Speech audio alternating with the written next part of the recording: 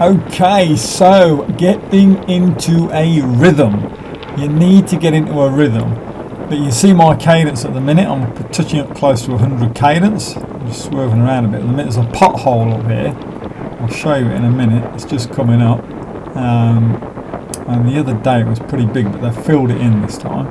I had to jump it, bun it there, it is right there. I had to bun it, so that's why I was a bit wary there. And plus this woman there, she hurled some abuse at me. Would you believe it? She's a grandma in a car and she's hurling abuse at a cyclist. I mean, come on, what is the world coming to? She wanted me to be on the bike lane with this guy here, because that's a bike path next to me. But we always bomb along the road anyway. You don't have to be on the bike path, but it's just there if you want to use it. But we're perfectly entitled to being on this road. She was just being a dipshit. Anyway, getting into a rhythm. A rhythm will help you maintain a nice steady flow throughout your ride, so you'll be able to keep that speed, that nice steady speed as you're going along. Like you see at the minute, I'm sitting on around 40 k's an hour. As I say, this was a windy day, but I'm still able to just maintain that because I've gotten into my zone. I'm concentrating on my cadence, on my power and my breathing. So my heart rate's up there, my heart rate's getting up there, it's up around 160. So I'm getting up close to, I'm probably a bit over 80%, 85% right now.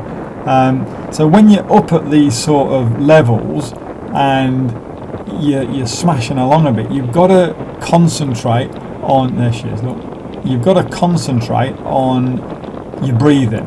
That will help you keep your rhythm going.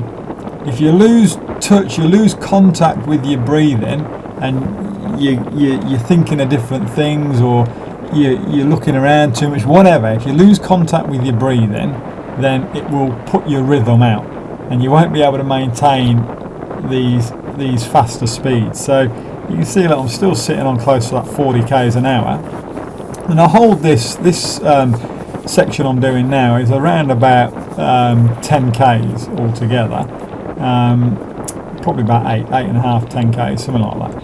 And I hold this sort of pace for the whole way, so I keep my cadence up there. It's well and truly up there, up close to the 100 cadence for most of the way, and my watts are staying up there, and my heart rate is elevated. My heart rate is up there at that 160 mark the whole way. And the only reason that is because I'm concentrating on my breathing. If you let your breathing get out of whack and you start breathing too heavily, you're going to run out of gas a lot quicker. Whereas if you once you get up to this sort of heart rate where you're up at like 160, 165, once you get up there, then you've just got to concentrate on your breathing. Just breathing in and out through your gut, big deep breaths in, and just breathing out nice and steady. Don't make it too complicated, and that way you will stick with your rhythm. You'll be able to pop along just nice, and hold it, because the whole point is you don't want to just hold it for a kilometre or 2k. So you want to be able to hold these sorts of efforts for a long time, you know, especially if you're up the front, if you're with all your mates, you're out on the bikes and you want to bomb along a bit, and you're all doing some efforts to help get the speed up there. You know, you want to be able to hold your effort for a good while. So concentrating on your breathing is a big thing. So there's a little junction we just passed through there, but you'll see my heart rate will climb back up. It's just coming down a bit now because I've just gone through that bit of a junction there. But we'll get going again. So we'll now get back into my rhythm. So obviously the rhythm was split a bit there, but we'll now get back into it. My heart rate will come back up again, and my cadence will come back up. So we're sitting on about 88 or something now, 89, 90, and the cadence will slowly pop back up there again, and I get back into my rhythm, because I know my rhythm is around about that 95 to 100 cadence mark, you know, and that way I'm able to hold a higher wattage with a higher heart rate, because that's what I'm comfortable at. You need to find the sort of zone, the effort, the rhythm. You need to find where you're comfortable at. It might not be what I can do. You know, you might be more or less, whatever.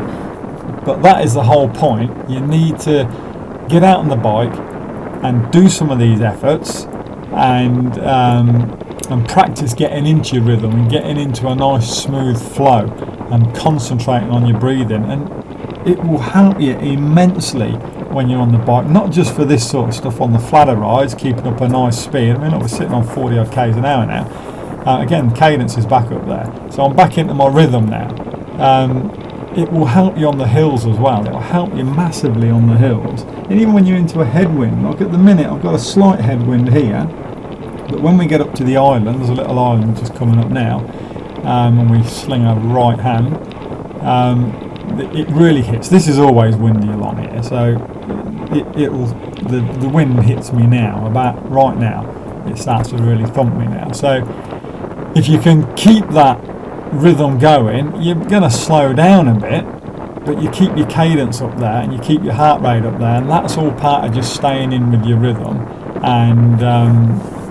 and keeping that flow going, and you'll end up getting much smoother rides, more enjoyable rides, and much better average speeds over the course of it. This ride was all up 43 k's, and I averaged 31.5 around here on a windy day. So only reason being was I worked on my power meter, I kept an eye on my cadence, and I just concentrated on my breathing. Once I got into that zone, I just concentrated on some breathing, and you can keep it going. It's amazing, if you concentrate on your breathing, you can keep it going for so much longer than you think. I mean, 162 beats a minute, you know, that's getting up close to my max. My max is 178, so I'm getting well and truly up close to the top of the 80, 90% mark there, and I'm able to do it, able to just keep it going and maintain it and enjoy the ride